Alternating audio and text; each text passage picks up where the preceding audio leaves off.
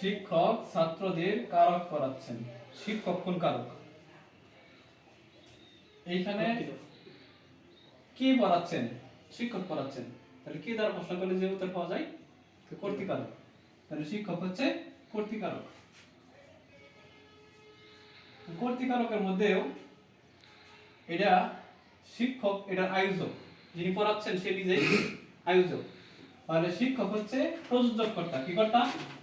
প্রযোজক কর্তা।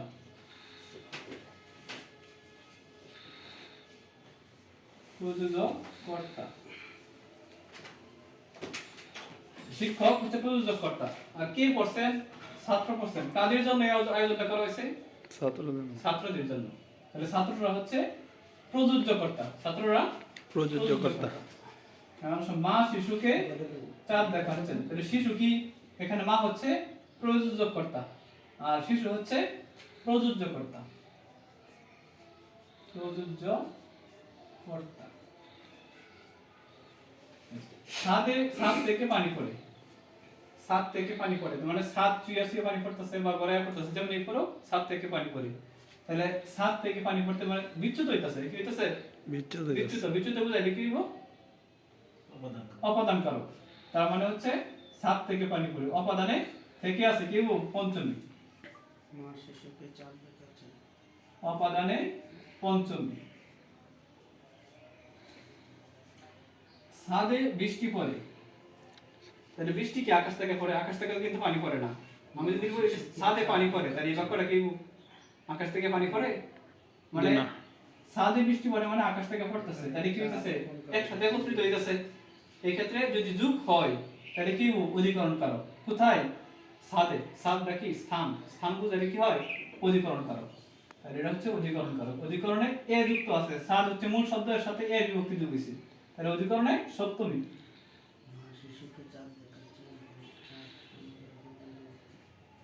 অধিকরণে সপ্তমী। ছাদে পানি পড়ে। একটু আগে আমরা যে বাক্যটা পড়ছি ছাদ থেকে পানি পড়ে, এই থেকেটা হচ্ছিল পঞ্চমী বিভক্তি। আমি যদি এই বিভক্তিটা চেঞ্জ করতে চাই, বিভক্তিটা যদি সপ্তমী বিভক্তিতে নিতে চাই, তাহলে আমরা কি যোগ করতে হইব? এ যোগ করতে হইব। এই জন্য এই বিভক্তি চেঞ্জ করছে ছাদে পানি পড়ে। মূলত ছাদে পানি পড়ে বলতে ছাদ থেকে পানি পড়ে বোঝায়। ছাদে পানি পড়ে বলতে ছাদে একত্রিত হইতাছে না, ছাদ থেকে বিয়োগী হইতাছে। শুধুমাত্র বিভক্তিটা চেঞ্জ করার কারণে এ যোগ দিচ্ছি। এটা হচ্ছে অপাদানে সপ্তমী।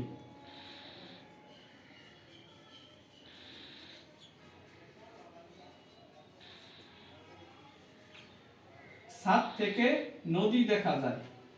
ছাদ থেকে নদী দেখা যায়। এখন যদি প্রশ্ন করি কোথা হতে নদী দেখা যায়? ছাদ হতে। এভাবে প্রশ্ন করলে ভুল, কারণ এখানে ছাদটা হচ্ছে একটা জায়গা। এই জায়গায় দাঁড়ায় নদী দেখতেছে। যে জায়গা বুঝায় জায়গাটা কি?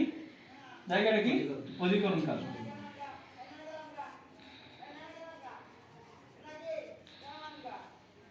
ছাদ থেকে তাহলে পঞ্চমী বিভক্তি। বাবাকে ভয় পায়।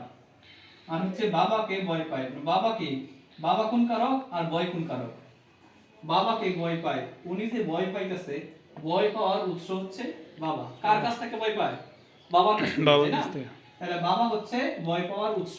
তাহলে উৎস, যিনি উৎস, উৎস বুঝালে কি হয়? অপাদান কারক। তাহলে অপাদানে কে বিভক্তি থাকলে কে কোন বিভক্তি? দ্বিতীয়। তাহলে অপাদানে দ্বিতীয়। বাবা কি ভয় পায়? কি পাইতাছে? ভয় পাইতাছে। ডর, ভয়, সরি, উৎস বুঝাইলে অপাদান কারক, ঠিক আছে। বাবা কি ভয় পায়? তাহলে কি পায়? ভয় পায়। তাহলে এখানে ভয়টা হচ্ছে তার কর্ম। দেখি কারক, কর্ম কারক। ভয়ের উৎস বুঝাইলে কর্ম। ভয়ের উৎস বুঝাইলে অপাদান। ভয় বুঝাইলে কর্ম। ভয় বুঝাইলে কর্ম। কর্ম। খিরি পান দিয়ে ওষুধ খায়। তাহলে খিরি পান দিয়ে কি দিয়ে ওষুধ খায় যদি প্রশ্ন করি, তাহলে কিন্তু করণটা হইতে দেব। কিন্তু মূল বাক্যটা হচ্ছে কি? খিরি পান দিয়ে ওষুধ খায় বলতে বোঝায় খিরি পানের মধ্যে ঔষধ মিশায়া বা ঔষধ এর মধ্যে বইটা তারপরে খায়, সরাসরি খায় না।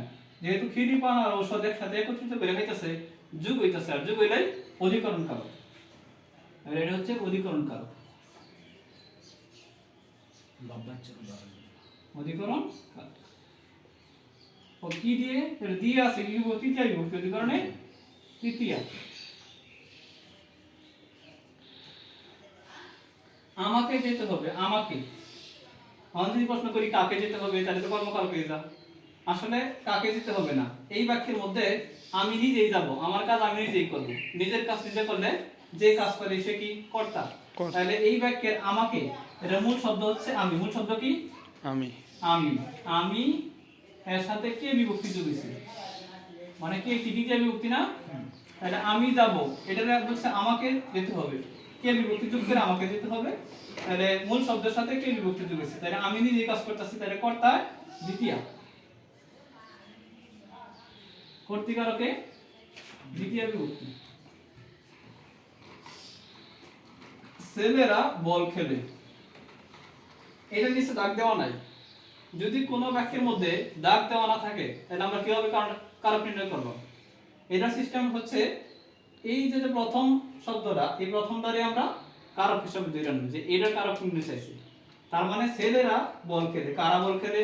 ছেলেরা। ছেলেরা, তাহলে যেহেতু ছেলেরা খেলতেছে, তাহলে ছেলেরা এই কার্য সম্পাদন করতেছে, তাহলে এটা কি কর্তৃকারক? কর্তৃকারক। তাহলে কোন বিভক্তি? প্রথম। শূন্য বিভক্তি বা প্রথম বিভক্তি। ঠিক আছে, কর্তৃকারকে শূন্য বিভক্তি প্রথম। তাহলে কর্তায় শূন্য, শূন্য বা প্রথম একই। তাহলে ছেলেরা, রা হচ্ছে বহুবচন। ঠিক আছে, বহুবচনের জন্য রা আসছে। 12 নাম্বার, ছেলেরা ফুটবল খেলে। ফুটবল এটা কি কারক বলেন তো? ফুটবল কর্মকারক না, ফুটবল হচ্ছে করণ কারক, খেলার নাম।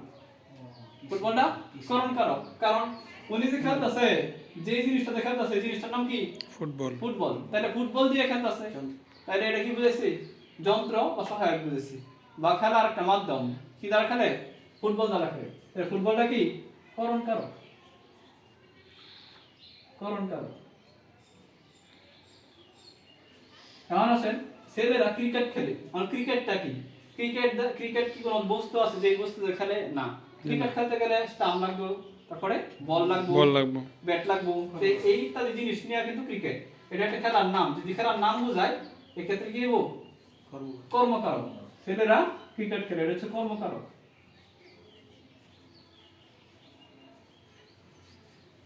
জুবায়ের ময়মনসিংহ হতে ঢাকায় পৌঁছতো। তার মানে কি? উনি ময়মনসিংহ ত্যাগ করছে, যেই জায়গাটা বিয়োগ হইছে ত্যাগ করছে, ওটা কি কারক? অপাদান কারক। তাহলে ময়মনসিংহ যদিও স্থানের নাম, জায়গার নাম, এরপরেও অপাদান, উনি এটা ত্যাগ করছে। এরপরে ঢাকায় পৌঁছতো, ঢাকায় কি হইছে? যোগ হইছে, যোগ হইছে না? জি। তাহলে যেহেতু যোগ হইছে, সংযোগ হইছে, তাহলে এটা কি? অধিকরণ কারক। এটা স্থানের নাম বুঝাইছে। টাকায় টাকা হয়, এইখানে টাকায় টাকা হয়, টাকায় কোন কারক? টাকায়, হ্যাঁ বলেন। উৎপন্ন হইছে, মানে টাকা হওয়ার জন্য মাধ্যম কি? টাকাই। টাকা হওয়ার মাধ্যম কি? টাকা। টাকা হওয়ার মাধ্যম যদিও টাকা, কিন্তু এটা উৎপন্ন বুঝাইছে। কি বুঝাইছে? উৎপন্ন বুঝাইছে, মানে টাকার দ্বারা টাকা হয়। টাকা উৎপন্ন হওয়ার জন্য আরেকটা টাকার দরকার। তার মানে এই টাকার দ্বারা টাকা হইতেছে, উৎপন্ন বুঝাইলে কি হয়? অপাদান করো। আর যদি আচ্ছা, অপাদান করে কোন বিভক্তি? সপ্তম।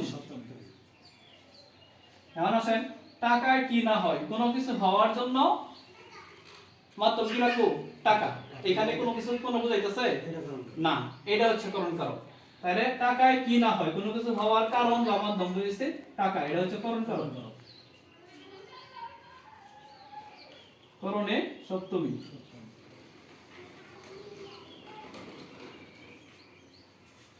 সুখের লাগিয়া এই ঘর বাতিল। তাহলে সুখের লাগিয়া, এটার মধ্যে দাগ দেওয়া নাই, তার মানে আমরা বুঝলাম প্রথম যে ওয়ার্ডটা দেওয়া আছে এটার নিচে দাগ দেওয়া আছে।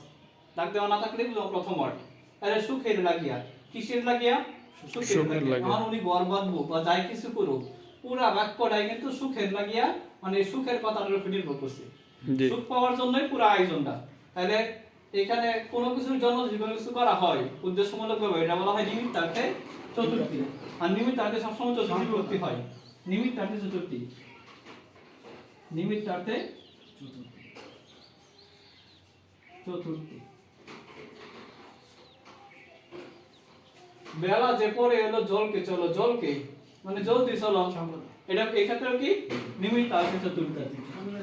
সে দেখেন এই যে বেলা যে করে জ্বলতে চলো কেন জলদি চলতেছে নিমিত্তাতে চতুর্থ। এবারে সংগ্রাম, স্বাধীনতার সংগ্রাম, স্বাধীনতার জন্যই সে সংগ্রামটা করতেছে, তাই এটাও কি একই নিমিত্তার্থে চতুর্থ। তিলে তৈল হয়, তিল থেকে তৈল উৎপন্ন হইতেছে, তাহলে তিলে কি হইব অপাদান, উৎপন্ন বুঝাইলেই অপাদান, অপাদানে সপ্তমী। আর তিলে তৈল আছে এখানে স্থান বুঝাইছে, তাই না? তিল থেকে তৈল হয় এখানে উৎপন্ন বুঝাইছে, এটার মধ্যে না, এটার মধ্যে কি বুঝাইছে স্থান বুঝাইছে। তিলে তৈল আছে স্থান বুঝায়, পাত্র বুঝায়, এই ক্ষেত্রে কি অধিকরণ করা,